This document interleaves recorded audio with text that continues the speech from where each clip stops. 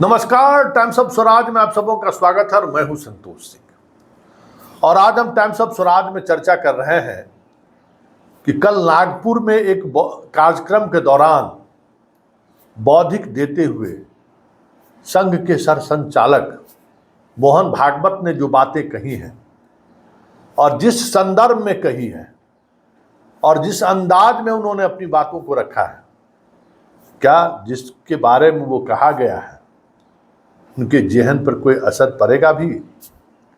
क्योंकि इशारा और संकेत साफ था, सवाल भी स्पष्ट थे और किस पर सवाल खड़े किए जा रहे हैं वो भी स्पष्ट था।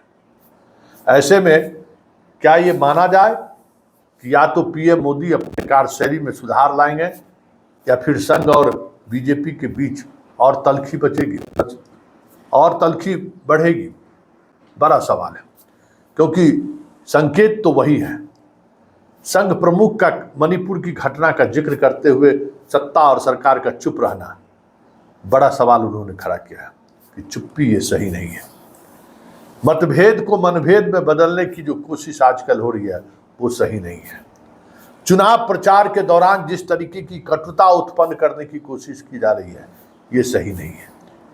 ये सारे के सारे जितने भी बांध छोड़े जा रहे थे संघ के सरसंचालक के द्वारा निशाने पर मोदी थे। कहीं दूर दूर तक ऐसा कुछ भी नहीं लगा जहां यह लग रहा हो कि मोदी सामने नहीं है।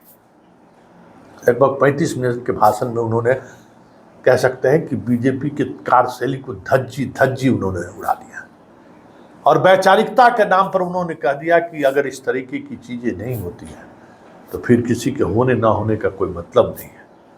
हिंदुस्तान को कमजोर नहीं किया जा सकता है।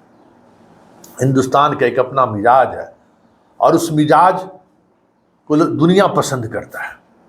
हम कटुता फैलाने में विश्वास नहीं रखते हैं, हम साथ चलने में विश्वास रखते हैं। मतलब वो तमाम बातें उन्होंने कह दी जो हम लोग चर्चा करते थे, और जब हम लोग चर्चा करते थे तो भक्तों के गालियों का निशान बनते थे। अभी भी गाली देता है ये लोग। अब तो मोहन भागवत कह गए, अब क्या कहोगे बाबू कि मोहन भागवत को भी गाली दोगे? मणिपुर जल रहा है, मणिपुर जल रहा है, प्रधानमंत्री को आगे आके बात करना चाहिए, बयान देना चाहिए। हर कोई आवाज उठा रहा था, लेकिन प्रधानमंत्री हम जवाब नहीं देंगे, मुझे कुछ कहना ही नहीं है। तो आज मोहन भागवत ने जो सवाल खड़े किए हैं, तो क्या ये माना जाए कि आने वाले समय में संघ और बीजेपी के तल्खी और बढ़ेगी या तल्खी बढ़ चुकी है? क्योंकि मैंने चर्चा आपको किया था, बांका के लोकसभा चुनाव के दौरान संघ के पदाधिकारियों के डीपी में एक बात लगी हुई थी जिसमें यह था, पार्टी महत्वपूर्ण नहीं है, उम्मीदवार महत्वपूर्ण है। और उम्मीदवार अगर गलत है तो पार्टी को एहसास कराइए, चाहे वो पार्टी आपके अपने कितना भी करीब क्यों ना हो, कि आपका ये निर्णय गलत है और ये हमें अमान्य है। मतलब इस बार वैसे भी जेपी नड्डा कह दिए कि अब हमें संघ की जरूरत नहीं है। ये सारी बातें जो कही गई ना, उसका कह सकते हैं कि लबो लबाब, या जो चीज़ें आप समझ नहीं पा रहे थे, जो लगातार हम लोग खबर चला रहे थे कि संघ और बीजेपी खास करके मोदी के बीच मनभेद बढ़ता जा रहा है, तो आप लोगों को लग रहा था मजाक मस्ती कर रहे हैं। लेकिन संघ प्रमुख ने जो बातें कही हैं वो बातें दर्शा रही है कि आने वाले समय में या तो मोदी सरकार अपने कार्यशैली में सुधार करेंगे, नहीं तो फिर संघ के साथ दो हाथ होगा। ये साफ अब दिखने लगा है। जरा सुनिए क्या कह गए मोहन भागवत। काम करे लेकिन मैंने किया ये अहंकार न पाले तो हम इस देश की सच्ची सेवा कर रहे ऐसा होगा। और जगह जगह और समाज में कलह ये नहीं चलता। अब 1 साल से मणिपुर शांति की राह देख रहा है, उसके पहले 10 साल शांत रहा। पुराना गन कल्चर समाप्त तो हो गया ऐसा लगा, और अचानक जो कलह वहां पर उपज गया या उपजाया गया, उसकी आग में अभी तक जल रहा है, त्राही त्राही कर रहा है। कौन उस पर ध्यान देगा? प्राथमिकता देके उसका विचार करना ये कर्तव्य है। जिस प्रकार ये बातें हुई, जिस प्रकार एक दूसरे को लताड़ना हुआ,